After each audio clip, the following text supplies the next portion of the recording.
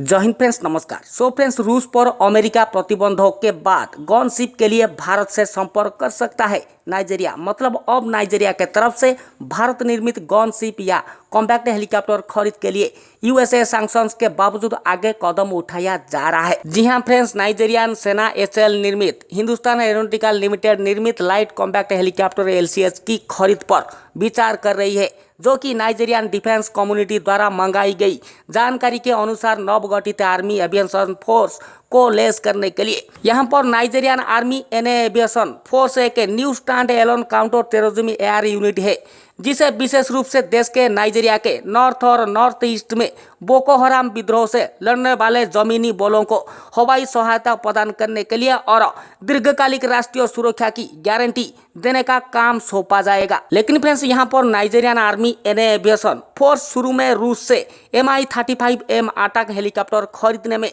रुचि दिखाते थे, जो पहले से ही नाइजीरियन एयरफोर्स NAF के साथ सेवा में शामिल है। लेकिन संयुक्त राज्य अमेरिका के कारण नाइजीरिया आर्मी एविएशन फोर्स ये सैंक्शंस अधिनियम के माध्यम से CATSA कानून, जो रूसी रक्षा उद्योगों पर सैंक्शन प्रतिबंध लगाता है, और साथ ही साथ यहाँ पर रशियन डिफेंस फार्म के ग्राहकों अब अन्य विकल्प की तलाश कर रहे हैं, जिसमें हमारे हिंदुस्तान एरोनॉटिकल लिमिटेड का LCS लाइट कॉम्पैक्ट हेलीकॉप्टर शामिल है, जो पहले नाइजीरियन एयरफोर्स के अधिकारियों को पेश किया गया था, जो एरो इंडिया 2019 के लिए भारत में थे। लेकिन दक्षिण अफ्रीकी डानियल एविएशन मैन्युफैक्चरर के रोइभाल के MK2 अटैक हेलीकॉप्टर भी सबसे आगे है। लेकिन फ्रेंड्स, यहाँ पर हमारे हिंदुस्तान एरोनॉटिकल लिमिटेड की रोटरी विंग एकेडमी में नाइजीरियन आर्मी के एविएशन ऑफिसर्स HAL की रोटरी विंग एकेडमी ने फेज 1 उड़ान प्रशिक्षण के लिए 6 नाइजीरियन आर्मी एविएशन ऑफिसर्स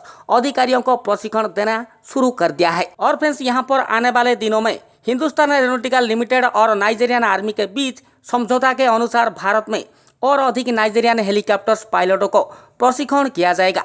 ध्यान रखें, लाइट कॉम्पैक्ट हेलीकॉप्टर LCS को निर्यात के लिए पहले से ही मंजूरी दे दी गई है, और Malaysia, Myanmar, Thailand, Vietnam, Angola, Egypt, Indonesia, Ecuador and Nigeria को पेश किया गया था। और अंत में प्री इंडक्शन ट्रायल पूरा करने वाले 4 प्रोटोटाइप और 7 लिमिटेड सीरीज प्रोडक्शन LSP निर्माण किया गया है, और 80 यूनिट्स और LSP का निर्माण मैन्युफैक्चर वित्त वर्ष 2021-22 के अनुबंध अनुसूची के अनुसार किया जाएगा, जिसमें से 10 यूनिट्स 10 इंडियन एयरफोर्स के लिए और शेष 5 के लिए है। भारतीय सेना इंडियन एयरफोर्स को मिलाकर 160 units LCS light compact helicopter की आवश्यकता होती है, जो आगे हमें देखने को मिलेंगे। और बड़ी बात यह है कि आज दुनिया भर देशों ने हमारे ये indigenous technology based helicopter LCS light compact helicopter को खरीद के लिए आगे बढ़ रहे हैं। मतलब उन लोगों को ये कॉन्फिडेंस हो गया है कि हम Indian technology based helicopter compact helicopter के साथ कोई भी एनिमी को टारगेट दे सकते हैं। इसीलिए उन्होंने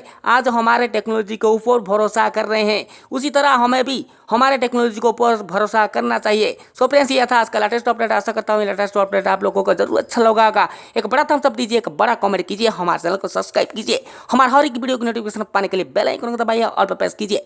आपका आशीष। जय हिंद, जय भारत।